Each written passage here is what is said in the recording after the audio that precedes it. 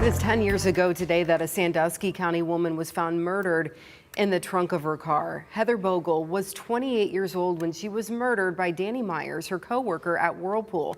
But the case took several years to solve, and 3 innocent people almost went to trial for her killing. 11 Investigates detailed the Bogle case and a history of corruption in Sandusky County. In this week's Case Files podcast, Mel Andrews is here to discuss that. So I remember this happened not long after I had moved here, and it was a huge case at the time. But yeah, I remember a long time went on before anything came of it. So bring us back up to speed on this. Yeah, so Heather Bogle was found dead one day after she disappeared in the Fremont area. She had left work and she was late picking up her 5-year-old daughter. No one had heard from her.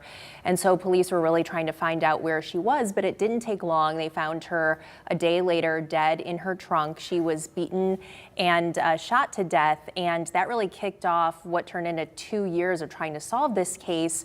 And like I said, identifying the wrong suspects at first. Right, so it kind of exposed some other botched cases and corruption. So tell us a little bit more about what happened. Well, there's a great journalist named Matt Westerhold out in Sandusky County, and he actually covers many counties in the area, but he was the editor for the Sandusky Register, and he boldly made the decision to write a headline: Sheriff Overmeyer and Detective Sean O'Connell have a history of botching cases, which is pretty bold for a reporter to say. But he's told me, and we interviewed him, that, once he found out that Detective Sean O'Connell was put on this case, he felt it was going to be botched. And sure enough, the detective publicly identified 3 black suspects. One of them, it was a single mother herself, just happened to be living in the apartment complex where Heather Bogle's car was found. And one of the pieces of evidence was that Heather Bogle was found wearing a Mickey Mouse t-shirt, and this woman owned a Mickey Mouse sweatshirt.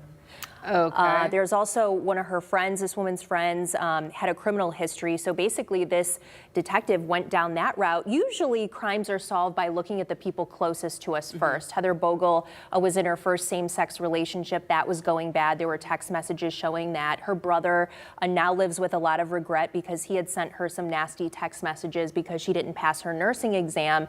And all the while, Daniel Myers is here living freely for 2 years. So it wasn't really uncovered until, and then, this detective, Sean O'Connell, had DNA evidence from underneath Heather Bogle's fingernails that did not match these 3 suspects. Usually that's enough for a detective to say, okay, those are not my people. Correct. But he actually wrote an affidavit for an indictment to the prosecutor, leaving out the fact that the DNA didn't match these people. So they were well on their way to potentially being prosecuted for this.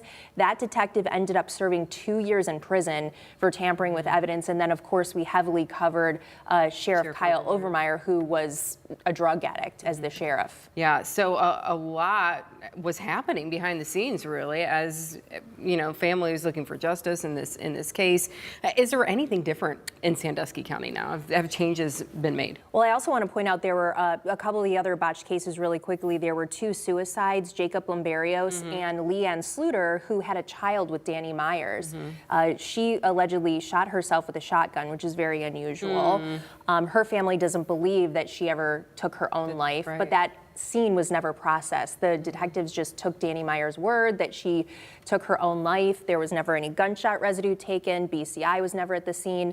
And then Jacob Lamberios is a really tragic story. We covered that as well. 19 years old, accidentally shot, but ruled a suicide, which prevented his young daughter from collecting any life insurance money. So the botchings go beyond the scope. The new sheriff, Sheriff Chris Hilton, tells me that he now investigates these suicides as homicides. Every suspicious death is investigated first as a homicide, as it should be, until you can rule it out. Some change there that has come of this. So you are breaking this down in the podcast this week. When and where can people see that? It is up right now. It's been doing very, very well. People are interested in Heather Bogle and, of course, all of the corruption and the botched cases that come along with it. Her case really exposed 30 years, Matt Westerhold told me, of these kinds of cases in Sandusky County.